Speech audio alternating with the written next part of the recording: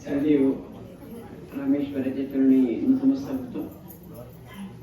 ज्या सद्गुरूंच्या शुभ हस्ते या श्रीदेव रामेश्वर यांचे कलशरोहण सोहळा संपन्न झाला होता 1994 साली, त्या सद्गुरू वामनराव पै यांच्या चरणी मी नतमस्तक होतो.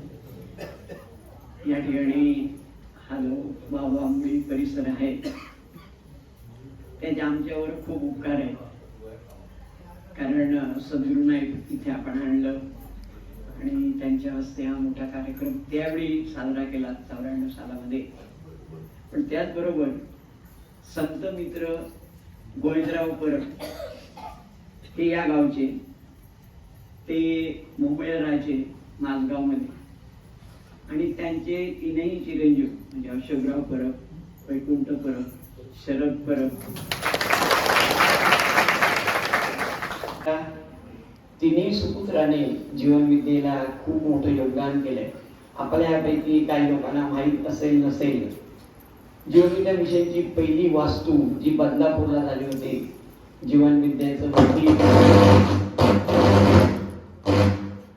ते बांधण्याकरता वैकुंठराव परब यांनी मोठं योगदान केलं होतं. जे त्यांचे सुपुत्र होते, त्यामुळे तदनंतर जीवनविद्या मिशनचं कार्य खूप घोडदौड त्याने केली. परंतु सुरुवातीला यांचं खूप मोठं योगदान आहे. आणि या गावामध्ये या गावचे जे मानकरी आहेत, देवस्थान कमिटीचे पदाधिकारी आहेत, त्यांनी तो आमचा ऋणानुबंध लक्षात घेऊन आम्हाला या ठिकाणी हा कार्यक्रम करण्याची अनुमती दिली.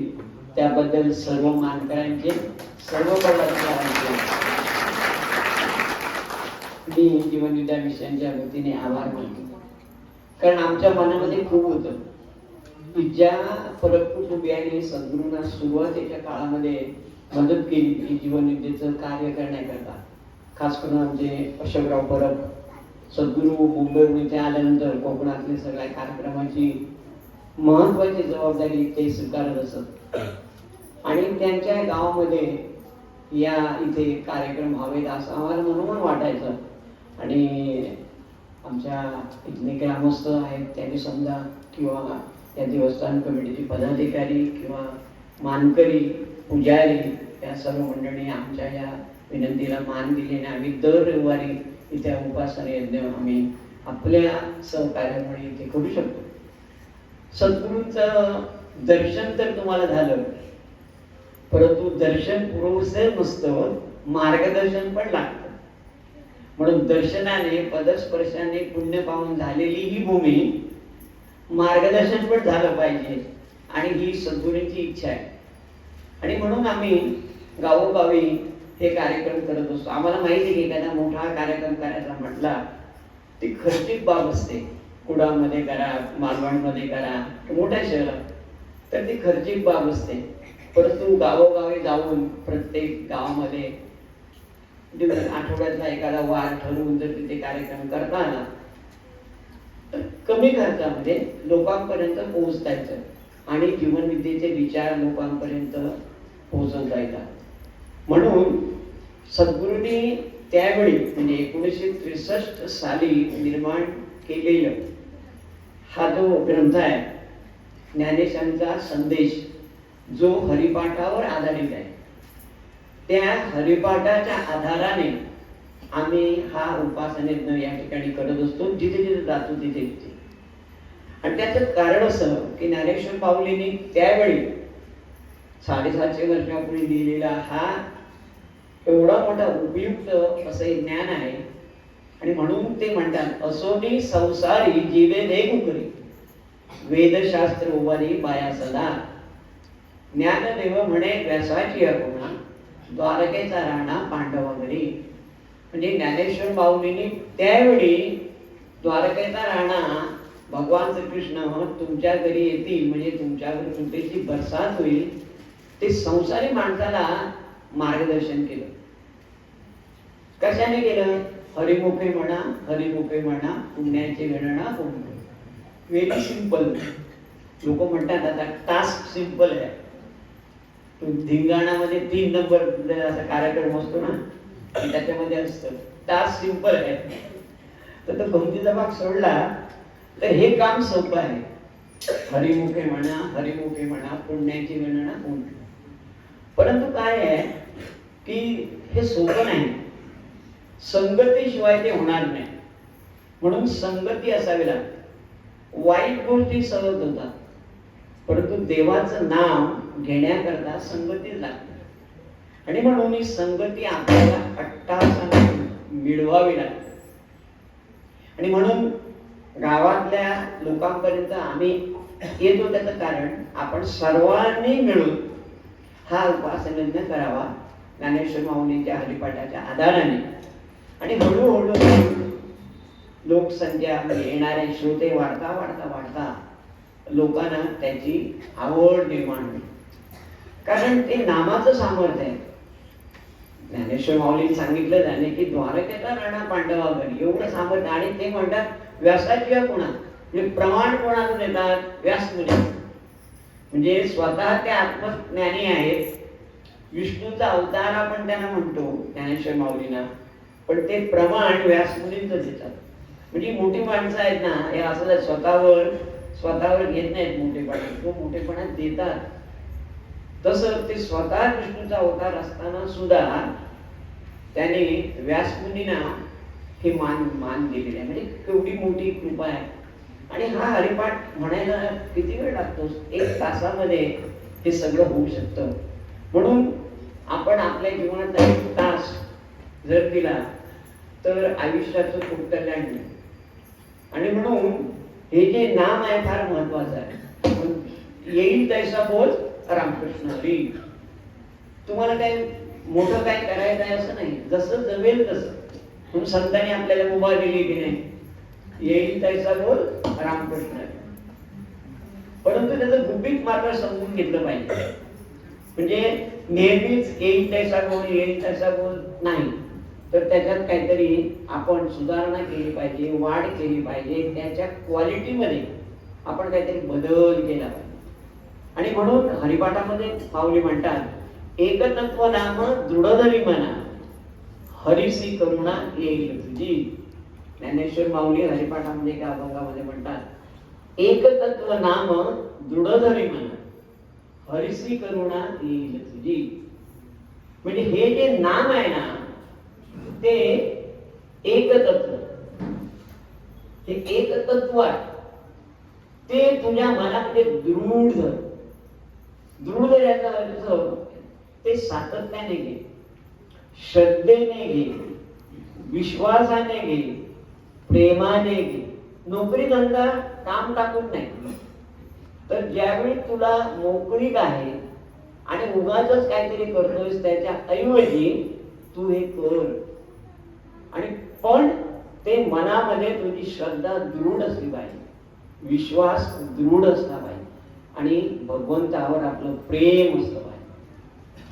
भगवंत आपल्यावर प्रेम करतोच ना.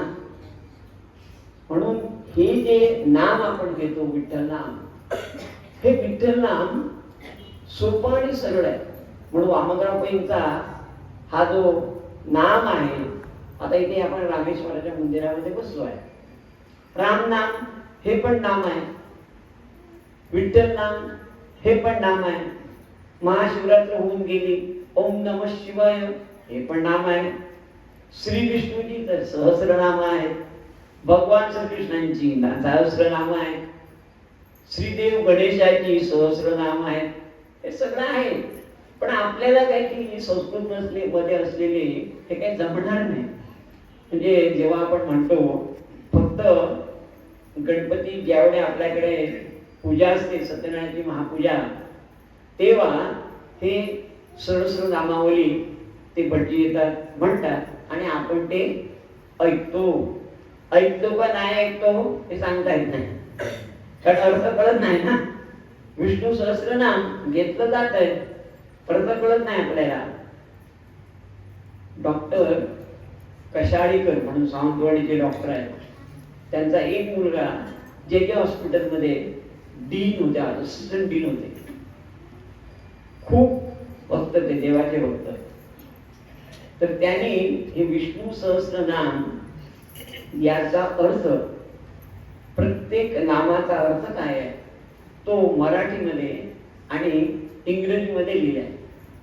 आणि ते पुस्तक अतिशय प्रसिद्ध झालं. तर त्या हॉस्पिटलमध्ये काम करणारे डॉक्टर, त्यांना काही देवाविषयी काय कधी कधी वाटत नाही, पण खरं म्हणजे doctor dresses the wound, God hills it असं म्हटलं जातं. म्हणजे डॉक्टर हा उपाय करतो, जखमेवर इलाज करतो, पण जखम बरी करायचं काम हे तुमच्या ठिकाणी असलेली जी व्यवस्था आहे, हृदयस्थ व्यवस्था आहे, ती करते.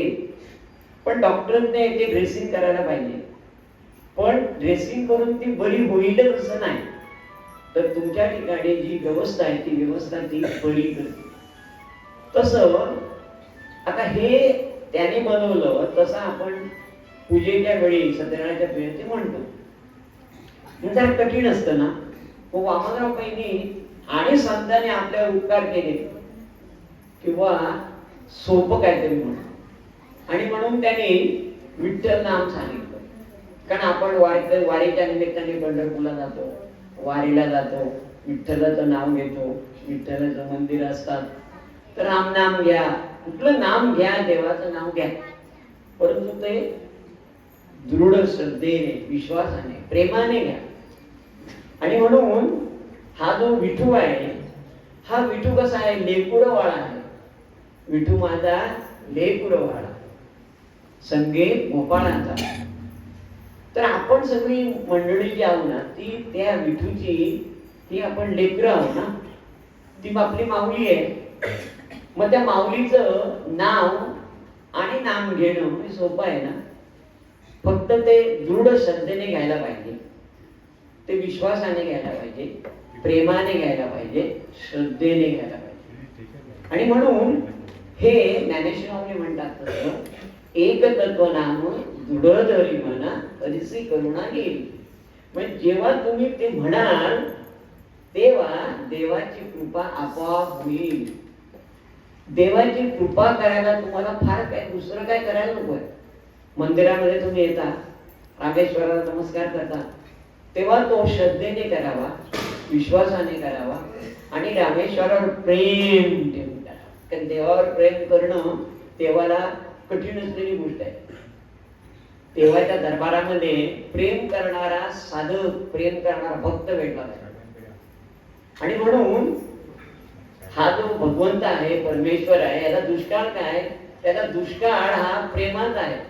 तो प्रेमाचा भुकेला, हाची दुष्काळच आहे. भगवंताला एकाचाच दुष्काळ आहे, बाकी काय नाही. तो सर्व समर्थ आहे, सर्व त्याच्याकडे आहे, पण एकच गोष्ट त्याला त्याच्याकडे नाही, म्हणजे तो प्रेमाचा भुकेला आहे. मग प्रेम मिळणार कोणाकडून, भक्ताकडून. आणि म्हणून आपल्या प्रत्येक भक्ताने प्रेमाने देवाचं नाव घ्यायला पाहिजे, कारण तो प्रेमाचा भुकेला आहे. म्हणून संत म्हणतात तो प्रेमाचा भुकेला, हाची दुष्काळ त्याच्या राज्यात एकाचा दुष्काळ आहे, प्रेम करणारा भक्त, प्रेम करणारा साधक. म्हणून आम्ही सद्गुरूंचं हे जे तत्वज्ञान आहे, त्या तत्वज्ञानामध्ये आम्ही एकच लोकांची तयारी करतो की हे नाम घ्या, इथं येऊन 1 तासभर घ्या, घरी गेल्यानंतर सकाळी उठून थोडा नाम स्मरण करा, आणि चालता बोलता when you are mentally free, मनाने मोकळे आहात, तेव्हा तुम्ही प्रार्थना म्हणा. आणि आपण प्रार्थना म्हणतो ना, मागे म्हटले हे ईश्वरा सर्वांना चांगली बुद्धी दे, आरोग्य दे, ही प्रार्थना म्हणायची. म्हणजे तुमचा काम धंदा नोकरी सांभाळून तुम्ही आठवणीने, श्रद्धेने, प्रेमाने देवाचं नाव घेताय. आणि मग तो काय म्हणणार, तो लेकरवाळा, संगे गोपाळांचा काय, तो जशी आई मुलाचा सांभाळ करते, तसा हा भगवंत, हा विठ्ठल, हा रामेश्वर तुमचा सांभाळ करेल. संतांचा हा अनुभव आहे. आणि म्हणून हे आपल्याला सोपं व्हावं याकरता हा आमचा अट्टास आहे की आपण यावं. आज बघा या कार्यक्रमाला तुम्ही गावातले लोक तर मोठ्या संख्येने आहात, पण तुम्हाला एक प्रोत्साहन देण्याकरता अगदी गोव्याच्या म्हापशाकडून लोक आले, आमच्या कणकवलीतून आलेत, वेंगुर्ल्यावरून आलेत, मालवणवरून आलेले, कुठून कुठून लोक आलेत. म्हणजे तुम्हाला प्रोत्साहन देण्याकरता, कारण ते तिकडे करतातच, त्याने अनुभव घेतलेला आहे की हे जे एकतत्व नाम दृढ जरी म्हणा त्याचा काय फायदा आहे, तर त्याने अनुभव घेतलाय. मग तुम्हा सगळ्यांना एक प्रोत्साहन मिळावं म्हणून ही सर्व मंडळी इथे आलेली आहे. तुम्ही गावातली लोक आहात आणि अधिक बाहेरची मंडळी. त्याचा फायदा असा असतो की ही जी सर्व बाहेरून आलेली मंडळी आहेत ना, ती नित्य संगतीमध्ये असतात, बरं का. त्या संगतीचा परिणाम फार मोठा आहे. त्यांच्यावर संगतीचा परिणाम झाल्यामुळे एकतत्व नाम दृढ जरी म्हणा हरिसी करुणा येईल तुझी, हे जे ज्ञानेश्वर माऊली म्हणतात, त्यांना हे नाम दृढ कसं धरायचं याची कल्पना आहे, अंदाज आहे. त्यामुळे असं दृढ नाम धरणारी माणसं इथे आली की तुमच्यावर त्यांचा प्रभाव होणार. जुने जाणते लोक काय यावे किंवा अनुभवी लोक काय यावे की त्यांचं जे विचार आहे त्यांचा आपल्यावर प्रभाव पडतो. तुम्ही आता इथे बसलेले आहात, तुमच्या मनामध्ये येणारे जे विचार आहेत ते मंगलच असणार, ते चांगलेच असणार, ते पवित्रच असणार. कारण मंदिराचा प्रभाव, हे जे रामेश्वर मंदिर आहे या मंदिरात मंगल पवित्र असे विचार असणार. कारण मंदिर आहे, या वास्तूचं सामर्थ्य आहे, बरं का. या वास्तूचं सामर्थ्य म्हणजे तुम्ही इथे आल्यानंतर देवाचाच विचार करणार. मग हे जे लोक आहेत ना, इथे बाहेरून आलेले लोक आहेत ना, हे प्रत्येक माणसाचं शरीर म्हणजे एक वास्तूच आहे. सद्गुरूंनी वामनराव पैंनी याच्यावर खूप लिखाण केलेलं आहे की ही तर वास्तू आहेच, मंदिर ही वास्तू आहे, तुमचं घर ही वास्तू आहे, हे जग वास्तू आहे, आणि प्रत्येक माणसाला देवानं दिलेले जे शरीर आहे ना ते वास्तूच आहे. आणि त्याच्यामध्ये विचार मांडत असतात. हे मंदिर मंगल का, पवित्र का? कारण त्याच्यामध्ये या परिसरामध्ये असणारे जे विचार आहेत ते मंगल आहे, पवित्र आहे, म्हणून ती वास्तू मंगल आहे, पवित्र आहे. तेव्हा तुम्ही इथे आल्यानंतर तुम्हाला बरं वाटतं, शांत वाटतं. तुम्ही काही समस्या असली आणि तुम्ही इथे आला आणि रामेश्वराला नमस्कार केला की तुम्हाला मार्ग सापडतो. तसं चांगल्या लोकांच्या संगतीमध्ये आपण आलो की आपल्या मनामध्ये चांगले विचार येतात, कारण ते वास्तू सामर्थ्य. आणि म्हणून इथे ही जी सगळी मंडळी, इथे नवीन मंडळी, तुम्ही जुनी मंडळी, हळूहळू तुमच्यामध्ये हा प्रभाव पडावा आणि तुम्ही जिथे जाल तिथे तुमचा प्रभाव पडावा आणि तुमची जी वास्तू आहे ती मंगल व्हावी, पवित्र व्हावी. म्हणजे तुमचं शरीर मंगल व्हावं, पवित्र होते. कशाने होतं? विचारानेच होतं. कसला विचार? देवाचा विचार. म्हणून वामनरावबाई म्हणतात divine name is a divine thought. देवाचा विचार हा दिव्य आहे आणि देवाचं नाव हे दिव्य असल्यामुळे ते नाम धारण करणारा माणूस हा दिव्य असतो. किती सोपा मार्ग आहे बघा. म्हणून नामाने माणूस दिव्य होऊ शकतो. म्हणून संतांनी नाम घ्या, नाम घ्या हे एवढ्याकरता सांगितलं की माणसात परिवर्तन व्हावं. आणि म्हणून संतांनी कितीतरी, म्हणजे ऋषीमुनींनी हजारो वर्षापासून सांगितलं, संतांनी तर ज्ञानेश्वर माऊलींच्या काळापासून आपण ऐकतोय, या नामाने माणसाचं कल्याण झालंय. आणि म्हणून हे जे नाम आहे, तर सद्गुरू काय म्हणतात की जेव्हा तुम्ही विठ्ठल असं म्हणता, बरं का, कुठल्याही देवाचं नाव घेता, पहिलं विठ्ठल हे काय आहे? हे नाव आहे. आपण नाव माणसाला पण देतो ना, बऱ्याच घरामध्ये विठ्ठल नावाचा माणूस असतो, होय की नाही? आता रघुनाथ हे गावचे हे मानकरी आहे, होय की नाही? रघुनाथ हे देवाचं नाव आहे ना, पण माणसाला पण दिलेलं आहे. पण रघुनाथा देव पण आहे, माणूस पण आहे, देव पण आहे. राम हे जसं नाम आहे तसा तो देव पण आहे. राम हे नाम आहे, तो देव आहे आणि त्यात ते तत्व आहे. म्हणजे जेव्हा आपण विठ्ठल नाम असं म्हणतो तेव्हा विठ्ठल हे नाम आहे, विठ्ठल हा देव आहे, विठ्ठल हे तत्व आहे.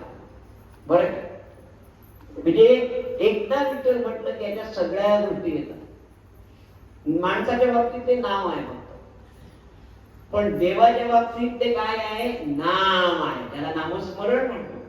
ते नाम विठ्ठल विठ्ठल विठ्ठल विठ्ठल असं आपण म्हणतो ना, ते काय आहे? नामस्मरण करण्याचं एक साधन आहे. राम राम राम असं म्हणता म्हणता वाल्या कोळीचा वाल्मिकी झाला. अहो, एवढा मोठा पापी माणूस जर ऋषी होऊ शकतो, तुम्ही आणि त्या ऑर्डिनरी माणसं, तुम्ही राम नाम घेऊन तरी बघा. त्याला खूप असे लागली, तपची तप लागली. वाल्या कोळ्याचा वाल्मिकी ऋषी व्हायला, कारण पाप तेवढंच होतो. आपलं पाप कसं, कोणाचं खोटं बोललं असणार, नाही तर कधी ती शिवेगाळ केली असेल, कोणातरी चुकून फसवलं असेल, अजून पाप. आपण चांगले आहो माणसं, आणि तुम्ही इथे आलेले तर डेफिनेटली सगळे चांगली माणसं. नाहीतर कोण येऊन इथे बसणार नाही. कारण हे मांगल्य पावित्र मनामध्ये असतो. तो ज्याच्या मनात आधीच मंगल विचार आहेत, पवित्र विचार आहेत, चांगले तो माणूस येतो. त्यामुळे तुम्ही सोपं आहे तुमचं काम. वाढल्या पडायला फार वेळ लागला, तुम्हाला नाही. तुम्ही दर रविवारी ते कार्यक्रम चालतो ना, फक्त येऊन बसा हरिपाठामध्ये, बघा काय परिणाम होतो. माझा विश्वास आहे की हे तुम्ही 1 तास जेव्हा म्हणाल आणि घरी जाऊन तुम्ही त्या विठ्ठल नामाचा घोष कराल, तुम्हाला जेव्हा वेळ मिळेल तेव्हा, असं नाही की नोकरी धंदा व्यवसाय टाकून, नोकरी धंदा व्यवसाय करून, पण आपल्याकडे असा रिकामा वेळ भरपूर असतो. त्यावेळी आपण चुकीचे विचार करतो, वाईट विचार करतो, अनिष्ट विचार करतो, काळजीचे विचार करतो, दुःखाचे विचार करतो. ते करू नका. त्याऐवजी देवाचं नाव घ्या, फक्त त्याच्यामध्ये बदल करा. काळजी करून काळजी मिटत नाही. काळजीच्या ऐवजी काळजी घ्या, काळजी मिटेल. चिंता करून प्रश्न मिळत नाही, चिंतन करा, चिंता मिटेल. हे संतांचं सांगणं. मग चिंतन कशाचं? देवाचं. नाम कशाचं? देवाचं. घेऊन तर बघा. कारण संतांचं सांगणं आहे, पालक शिवाजी बाबा सांगत नाही. मी संतांचं तुम्हाला सांगतोय, वामनराव पैंचं तुम्हाला सांगतो. त्यांनी हे सोपं केलं. म्हणून सद्गुरूने सांगितलं की हे जे तत्व आहे, हे तत्व पहिलं समजून घ्या. ज्ञानेश्वर माऊली म्हणतात ना की हे तत्व आहे. एक तत्व नाम दृढ धरी म्हणा. मग दृढ धर, विठ्ठल नाम आहे ना, घट्ट धर, श्रद्धेने म्हण आणि सातत्याने म्हण. दृढ म्हणजे सातत्याने म्हण. आणि हे एकदा तुम्ही म्हणायला लागला ना की देवाला तुमची करुणा येणारच, कारण तो माऊली आहे. तुमचे प्रश्न सुटणार. एक एक करता करता करता तुमचे प्रश्न सुटतील. काळजीने प्रश्न सुटणार नाही, चिंता करून प्रश्न सुटणार नाही. चिंतेचं रूपांतर चिंतनात करा, काळजीचं रूपांतर काळजी घ्या. आणि मग काय होतं ते बघा. मग हे कशामुळे घडतं? तुम्ही जेव्हा चांगल्या लोकांच्या संगतीमध्ये येता तेव्हाच हे घडतं. आणि म्हणून हे जे नाम आहे विठ्ठल विठ्ठल विठ्ठल, हे नाम तुम्ही ते म्हणा. तुमचा बाकी इतर शाखेतली सर्व मंडळी त्या आलेली आहात, तुम्ही त्या कुडाळमधले किंवा आजूबाजूच्या परिसरात वेगवेगळा दिवस आहे तुमचा, तर त्या दिवशी जे नाम घेतात ते घरी गेल्यावर म्हणा ना, आणि बघा तुम्हाला काय अनुभव येतो. पण संतांचं सांगणं आहे ना. पण म्हणून बैसोनी निवांत शुद्ध करी चित्त. तुकाराम महाराज काय छान सांगतात बघा. बैसोनी निवांत शुद्ध करी चित्त, तया सुखा अंत नाही पार. अंतरी येऊन राहील गोपाळ, सायासाचे फळ बैसलिया. बघा, रामकृष्ण मुकुंद मंत्र मिळाली उच्चारी वेळोवेळा. तुका म्हणे मी देईन ऐसे दिव्य, जरी भाव होय एकविध. तुकाराम महाराज काय म्हणतात, फक्त तू जेव्हा शांतपणे बसलेला आहेस घरी, मंदिरात नाही तर घरी निवांत आहेस ना, मग काळजी चिंता करू नको, देवाचं नाव घे, येईल तैसा बोल रामकृष्ण. रामकृष्ण मुकुंद मंत्र उच्चारी वेळोवेळा. याचा अर्थ जेव्हा जेव्हा तू रिकामा आहेस तेव्हा हा मंत्र म्हण.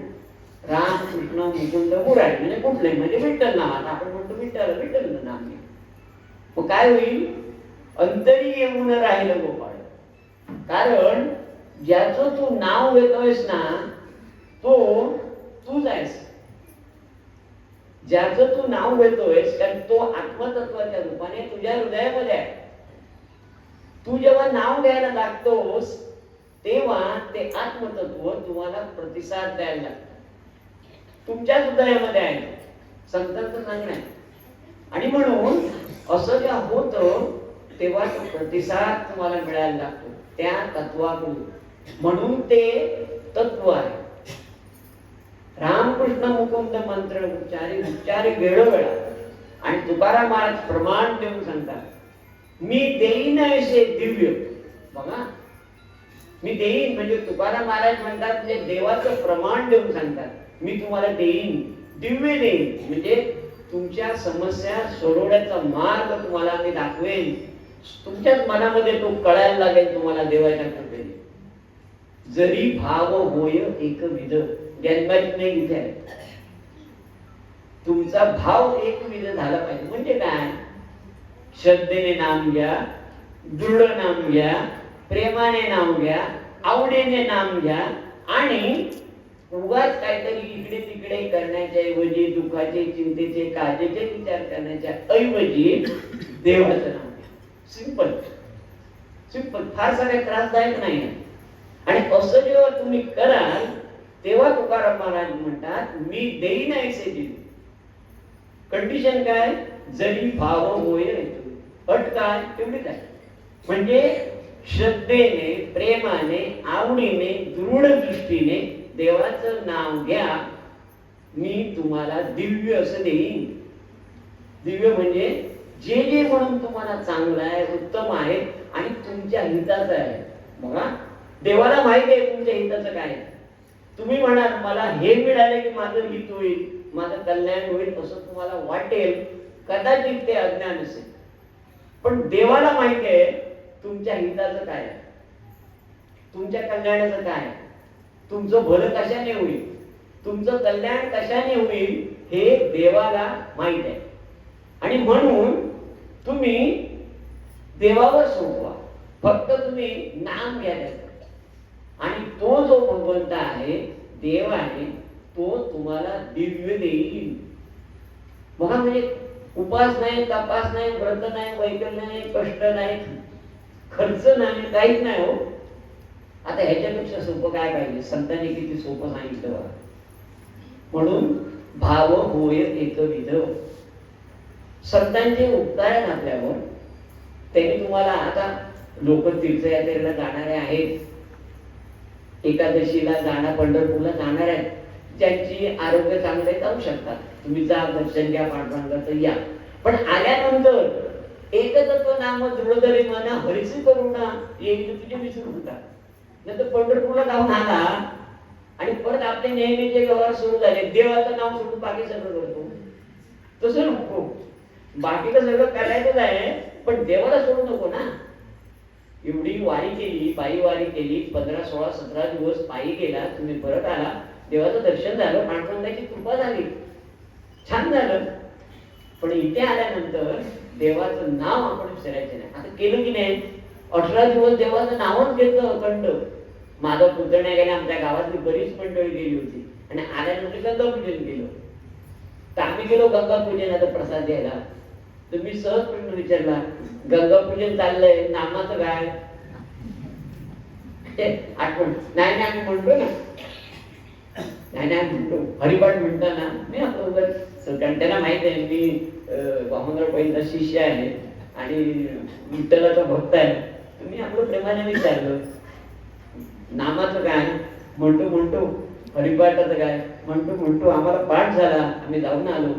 आणि मग एकाकडे उभा हरिपाठ होता वारकरीचा. तर त्या वारकरी संप्रदायात ते तरुण माणसं होती. तर मला आनंदाकडे हरिपाठ आहे तुम्ही या. तर मी आलो तर तिथे टाळ ठेवला होता. तर एक टाळ होता मी घेतला आणि वर आलो आणि त्यांच्याबरोबर 1 तास मी हरिपाठ केला. तर सगळेजण म्हणाले तुम्हाला नमस्कार करायला. त्यांच्या सगळ्यांपेक्षा मी ज्येष्ठ होतो, माझं वय 76. तो म्हणाला आम्ही दमलो एकदम, तुम्ही मस्तपैकी हरिपाठ केला, देवाची कृपा म्हटलं. कारण माझ्या मुखात देवाचं नाव असतं. तर मी नाही केलं हरिपाठ, तो त्याने करून घेतला. शिवाय मी करतो म्हणाला ना की गडबड आहे. मी करता म्हणशी त्याने कष्ट पावशी, राम करता म्हणशी त्याने पावसी यश कीर्ती प्रताप. समर्थाने छानपैकी सांगितले दासबोधामध्ये. मी करता असं म्हणायला लागलास ना कष्टी पावशी, सगळीकडे गमेल अहंकार अभिमान त्याने सगळं पुण्य खर्ची पडते. राम करता म्हणशी त्याने पावसी यश कीर्ती प्रताप. काय सोपं आहे बघा. संतांचे महाय संत मायबापचे किती किती उपकार आहेत सगळं सांगितलं. मग तू फार कमेंट करू नको, अहंकार करू नको, माजू नकोस. चांगला राहा, गुणी राहा आणि सर्वांना मान दे, रिस्पेक्ट कर. जे आपलं पद आहे ते आहे, सर्वांना दे. देता देता देता फक्त लक्षात ठेव रामेश्वराची कृपा. आता बघा आमच्याकडे या मानकरी आहेत, त्याने आम्हाला परवानगी दिली, रामेश्वराची कृपा. त्यांना माहिती आहे आम्हाला परवानगी दिली. वैयक्तिक काय नाही त्यांचं म्हणणं, मंदिराचं मांगल्य पावित्र राखलं पाहिजे एवढी त्यांची जबाबदारी आहे. मग तुम्ही ते करणार आहे ना. आमच्या सुनील पालनं विचारलं, आम्ही करणार ना. मग काय राम करता म्हणशी त्याने पावसी यश कीर्ती प्रताप. काय सोपं आहे बघा. संतांनी आपल्याला फार सोपा मार्ग सांगितलाय, फार कष्टाचा नाहीये. पण इथे मुद्दा होतो की पावसी यश कीर्ती प्रताप म्हणजे भगवंताचं स्मरण म्हणून एक विध. अगदी आठवणीने देवाचं नाव घ्या, स्मरण करा आणि बघा आपल्या आयुष्यामध्ये. कारण काय माहितीये का, तो लेकरू वळात आहे हो, ती माऊलीच आहे. तुम्हाला पावणारच, तुम्हाला तो आशीर्वाद देणारच. कारण त्याचं कामच ते आहे. आणि तुम्ही जर प्रेम केलं ना जे भगवंताला अपेक्षित आहे, तर भगवंत तुमच्यावर कृपेची बरसात करणार. त्याला काही लागत नाही, काही नाही. तो विचारणार पण नाही उपास केला का, तपास केला का, इथे केला होता, ते केलं का, विचारणार नाही. प्रेम करतोयस ना इनफ. देवावर श्रद्धा आहे ना इनफ. देवावर भाव आहे ना पुरेच आहे. बाकीचं काय नाही. तुझी श्रद्धा आहे पण संतांनी सांगितलंय दृढधरी मना. एकदा दृढ मने ठरलं की हरीची करुणा येईल तुझी. आपलं काम सोपं आहे. मग आपण या संगतीमध्ये आम्ही एकच आपणाला विनंती करतो की आपण हे जे नाम आहे ना, हे नाम धरा, दृढ धरा, घट्ट धरा आणि सातत्याने करा.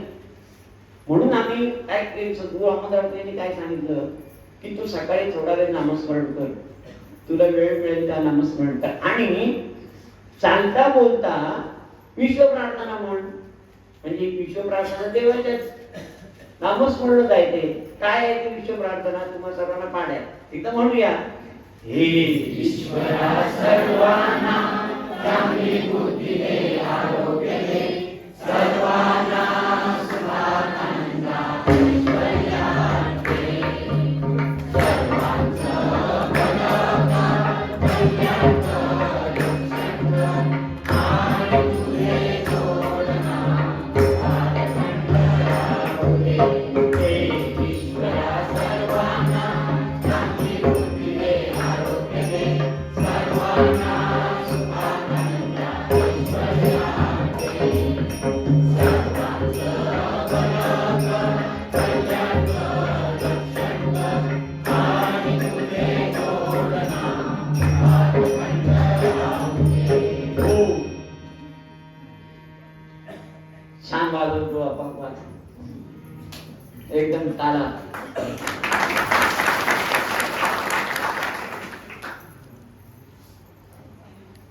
किती छान वाटतं नाही. नुसतं पकवाजाने तुम्ही गुंगून गेला.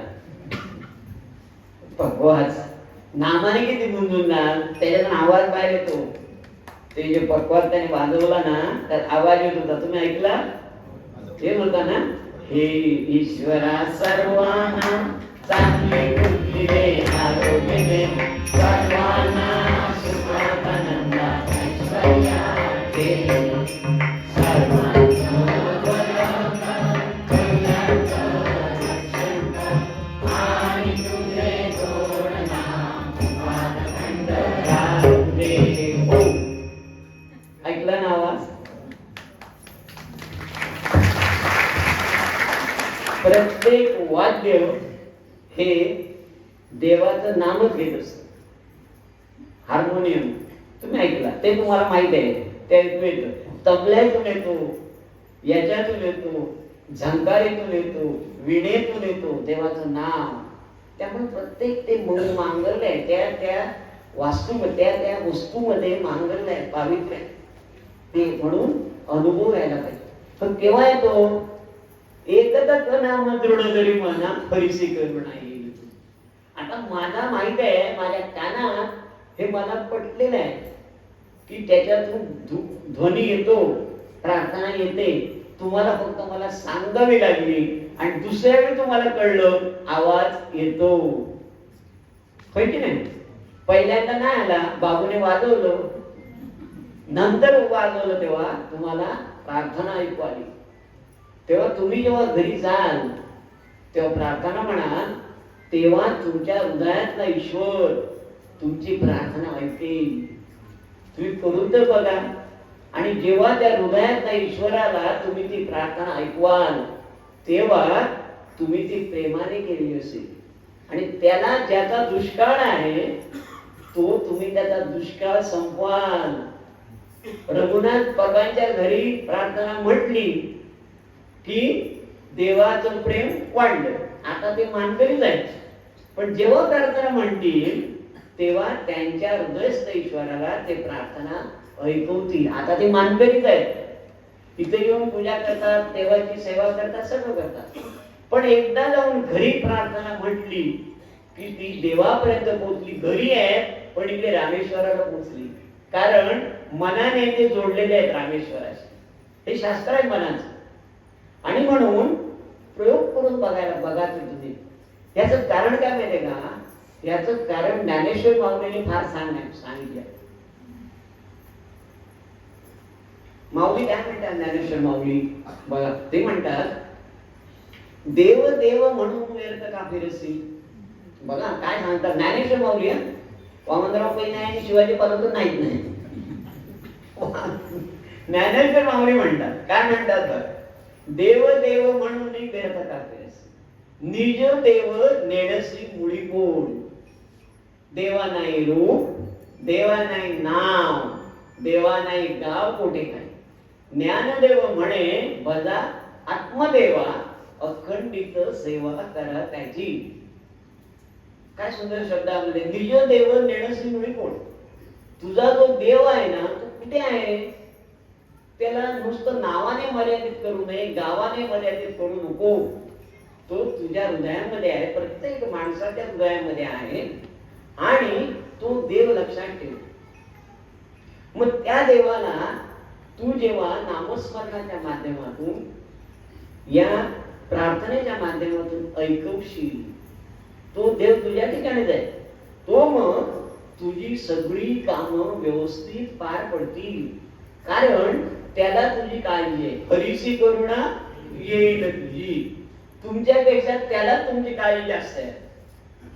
हे तर खरी गंमत आहे. कारण काय माहितीये का? त्यानेच आपल्याला जन्म दिलाय ना. तुम्हाला वाटतं आई बाबाने जन्म दिलाय, पण खरा त्याचा चालक मालक पालक कोण आहे? तो परमेश्वर आहे. वामनराव पैने फार छान शब्दात सांगितलं, हे मानवी शरीर हा श्री साक्षात परमेश्वर आहे. आणि देवाने स्वतःच्या हाताने स्वतः निर्माण केली स्वतःची जिवंत मूर्ती म्हणजे मानवी शरीर. मग स्वतःच्या हाताने निर्माण केलेली मानवी हे शरीर आहे, परमेश्वराने निर्माण केले आहे. आणि त्याच्यामध्ये तो वास करून आहे, म्हणून त्याला म्हणतात वासुदेव. आता आहे की नाही तो तिथे बसलाय. मग त्याला तुम्ही खुश कसं करणार? त्याचं नाव घ्यायचं, वासुदेव हरी, रामकृष्ण हरी. आता तुम्ही भेटले की नाही, जे लोक वारकरी संतांचे लोक भेटले काय म्हणतात, रामकृष्ण हरी, रामकृष्ण हरी. परवा आमच्याकडे दुकानदार आहे, मी नेहमी दूध आणायला जातो सकाळी चालत चालत, मॉर्निंग वॉक पण होतो. तर ते दुकान आहे ना, तो कधी उशिरा उघडतात कधी उघडत नाही, नसतो.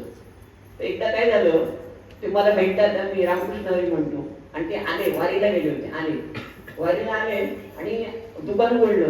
उघडल्याबरोबर मी आत गेलो, बुवा रामकृष्ण हरी, पांडुरंगाचं दर्शन घेऊन आला, मी तुम्हाला पांडुरंगाच्या दर्शन घेऊन आलं, मी तो नमस्कार करतो.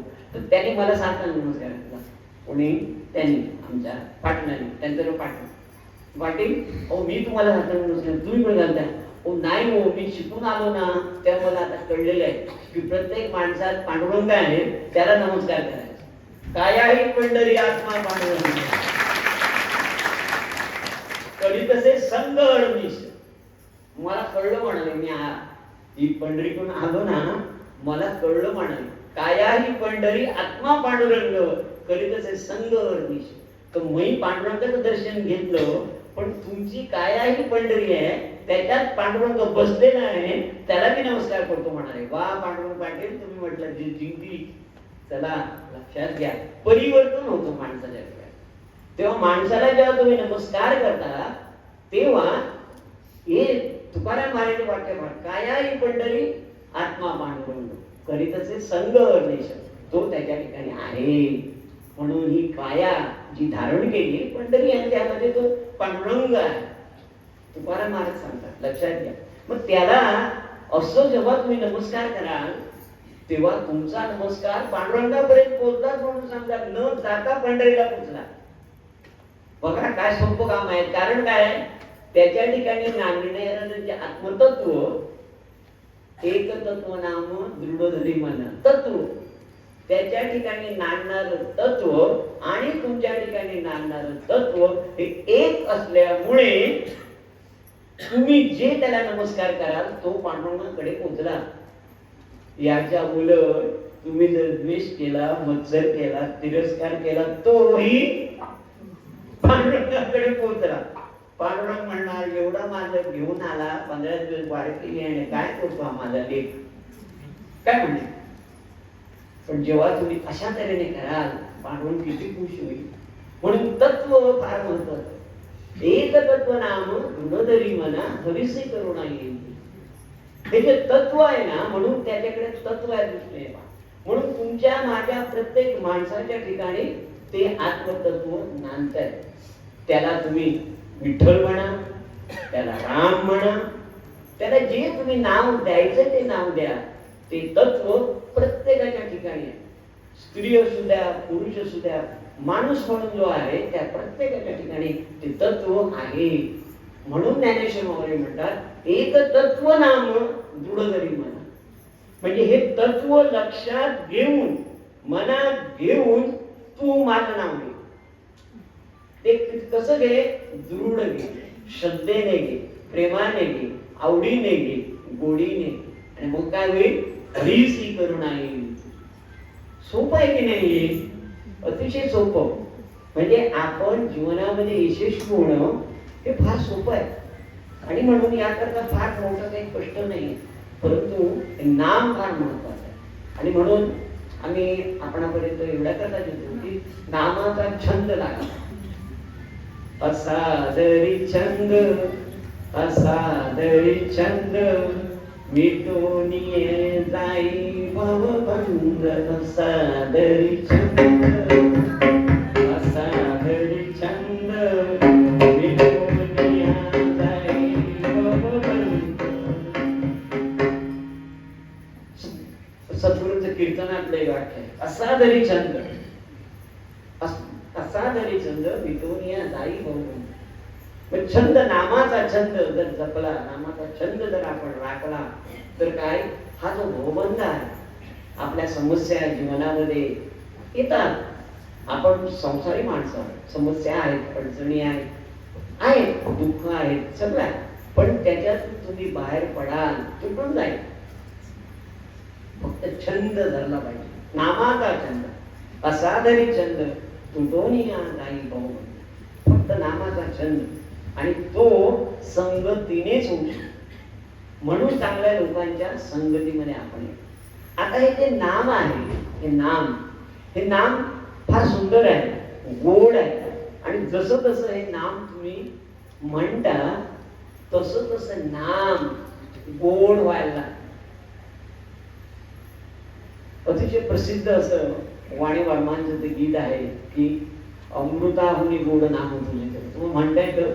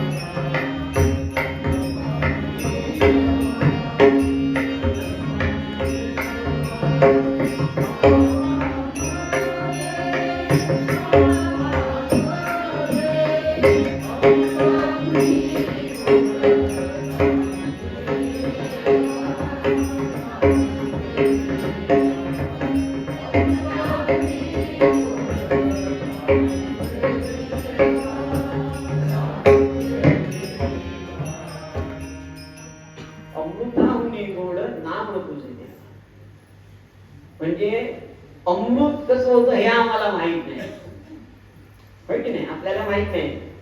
अमृत मंथन जेव्हा झालं, समुद्र मंथन झालं, त्याच्यातून अमृत बाहेर पडलं, ते देवाने प्याले, ते अमर झाले, राक्षसाने विष पिलं, ते गेले. पण नामदेव महाराज फार सुंदर शब्दामध्ये सांगतात, अमृताहुनी गोड नाम तुझे देवा. म्हणजे अमृतापेक्षाही गोड काय असेल असं काय शक्य का? नामदेव महाराजांना ते पटतं, कारण ते देवाचे निस्सीम भक्त होते. नामदेव महाराज हे पांडुरंगाचे निस्सीम भक्त होते. म्हणजे पांडुरंग जेवल्याशिवाय आपण जेवायचं नाही अशी त्यांची दृढ श्रद्धा होती, विश्वास होता. पांडुरंगाला जो अव्यक्त निर्गुण निराकार असा जो कडेवर हात ठेवलेल्या पांडुरंगाला व्यक्त व्हायला लागायचं त्या प्रेमाखातर, नामदेव महाराजांच्या प्रेमाखातर व्यक्त व्हायला लागायचं. आणि तो व्यक्त होऊन ते जेवण ठेवलेलं तो भक्षण करायचा आणि मग त्याला पटायचा. आता जाऊया म्हणाला तर घरचे आई वडील म्हणायचे, अरे तो विटेवरचा पांडुरंग पंधरा राट आहे आणि तू काय सांगतो, त्याने भक्षण केलं प्रसाद म्हणून, त्या मार खायची पाळी लागायची. पण पांडुरंग त्याचा ऐकायचा, पण तो हलायचाच नाही. तर ही एक श्रद्धा आहे, ही कथा आहे, ती जरा बाजूला ठेवली.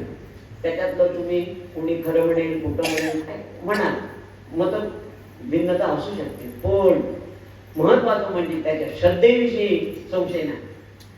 नामदेव महाराजांच्या श्रद्धेविषयी संशय नाही. आणि म्हणून ते म्हणू शकतात, अमृताहुनी गोड नाम तुझे देवा. अमृतापेक्षा गोड जर काय असेल तर त्याचं नाम. कारण तुमचं जीवन अमृतमय करण्याचं सामर्थ्य नामामध्ये आहे. माणूस असं म्हटलं जातं शास्त्रामध्ये, अमृतस्य पुत्र हा, असं माणसाचं वर्णन केलंय आपल्या वेदामध्ये. अमृतस्य पुत्र म्हणजे माणूस आहे ना, हा अमृताचा पुत्र आहे. अमृतस्य पुत्र असं वर्णन आहे त्याच्यामध्ये. तर हा जो माणूस आहे, याने जर देवाचं नाम घेतलं, श्रद्धेने घेतलं, दृढतेने घेतलं, विश्वासाने घेतलं, गोडीने घेतलं, आवडीने घेतलं, तर तो अमृतासारखा आहे. बघा, हे ऋषीमुनींचं सांगणं, हे संतांचं सांगणं. मग आपण अमृतस्य पुत्र हा याचा अनुभव जर घ्यायचा असेल तर सोपा मार्ग, आपल्याला काही गुहेत जाऊन आणि उपास तपास व्रत वैकल्य करून 12 तप 13 तप जाऊन तप करायला नको आहे. नोकरी धंदा व्यवसाय सांभाळून घरी बसल्या बसल्या देवाचं नाव घेता येईल. आणि तुम्ही जेव्हा देवाचं नाव घ्याल तेव्हा तुमच्या हृदयामध्ये असलेला जो आत्मतत्व आहे, आत्मदेव आहे, जो ज्ञानेश्वर माऊलींनी सांगितला आपल्याला, त्याच्यापर्यंत पोहोचेल. आणि त्याच्या माध्यमातून तुम्ही ज्या देवाची भक्ती करता, तो रामेश्वर असेल, तो विठ्ठल असेल, तो दत्त असेल, नाहीतर तो महादेव असेल, नाहीतर श्री विष्णू असेल, नाहीतर जो काही देव असेल त्याच्यापर्यंत ते पोहोचेल. कारण ते तत्व एकच आहे. ते तत्व तुमच्या माझ्या सर्वांच्या ठिकाणी नांदतं आत्मतत्वाच्या रूपाने. त्यामुळे तुमच्या आईकडे पोहोचेल, तुमच्या आजोबांकडे पोहोचेल, तुमच्या मित्राकडे पोहोचेल. आणि जर आपण द्वेष, मत्सर, तिरस्कार, राग फसवण्याचा प्रयत्न करत असू तर तेही त्याच्याकडे पोहोचेल. मार्ग काय? आपल्या ठिकाणी नांदणार हे आत्मतत्व. त्यामुळे आपण कोणाला फसवू शकत नाही आणि फसवायच्या मांजरीत पडू नये. आपण फसवू शकत नाही, खोटं बोलू शकत नाही. तुम्ही बोलला की ते आत्मतत्वाकडे गेलं आणि त्या आत्मतत्वाच्या माध्यमातून ज्याच्याकडे जायला पाहिजे त्याच्याकडे जाणार, तुमचं नुकसान होणार. सोपा मार्ग काय? आपण देवाचं नाव घ्यावं, इतरांचं भलं व्हावं, कल्याण व्हावं, मनापासून म्हणावं आणि मग आपण त्याचे परिणाम बघावेत काय होतं. म्हणून आम्ही काय करतो, आता आपण तुमच्या गावामध्ये आम्ही सगळीकडे ग्रंथदिंडी करता गेलो किंवा आपल्याला आमंत्रण द्यायला गेलो तेव्हा आमच्या लोकांनी काय म्हणाले, आपल्या घरी प्रार्थना म्हटली, बरोबर. आता आपण म्हटली प्रार्थना. आणि अजून एक गोष्ट त्यांनी म्हणाले, ते काय म्हणाले, देवा यांचं भलं कर, देवा यांचं कल्याण कर, देवा यांचा संसार सुखाचा हो. एवढं आम्ही त्याच्यात ऍड केलं. कारण ते कळतं आपल्याला, भलं होऊ द्या, कल्याण होऊ द्या, संसार सुखात. त्याच्यापेक्षा काय पाहिजे आपल्याला? भलं झालं पाहिजे, कल्याण झालं पाहिजे, संसार सुखात झाला पाहिजे. इनफ, बस झालं. अजून काय? पैसे बिशे आपोआप संसार सुखात पैसे पाहिजेत ना. गाडी पाहिजे, घोडं पाहिजे, 4 व्हीलर पाहिजे, 2 व्हीलर पाहिजे, घर पाहिजे, जे जे काय पाहिजे तुमच्या मनामध्ये आहे. फक्त त्याकरता प्रयत्न केला पाहिजे, बरं का? आपण दुसऱ्याच्या पैशाने नाही, आपल्या पैशाने स्वखर्चाने स्वतः हिमतीवर मिळवायचं प्रयत्न करायचा. त्या प्रयत्नाला यश देण्याचं काम तुमच्या ठिकाणी जो उदयस्थ ईश्वर आहे तो देतो. आणि म्हणून फक्त त्याचं स्मरण करा, त्याचं नाम घ्या आणि एकच लक्षात असू द्या, एक तत्व नाम दृढ जरी म्हणा अधिसी करून येईल तुझी, हे कधी विसरू नका. त्याचं नाम श्रद्धेने, विश्वासाने, दृढपणे, आवडीने, गोडीने आणि सातत्याने जेव्हा तुम्हाला मिळेल तेव्हा नाम घ्या, प्रार्थना म्हणा, प्रार्थना म्हणा, नाम घ्या. आणि रात्री झोपताना न चुकता ही प्रार्थना 108 वेळा घरातली सगळी माणसं मिळून म्हणा. त्याचं कारण काय? वास्तू जी आहे ना, तुमचं घर ही वास्तू आहे, त्या वास्तूमध्ये या विचारांचं प्रक्षेपण करा. या विचारांचं हे जे विचार आहेत ना त्यांचं प्रक्षेपण करा. तुम्ही जी वास्तू आहे की नाही, आता ही वास्तू आहे, त्या वास्तूमध्ये प्रसारण होतं की नाही?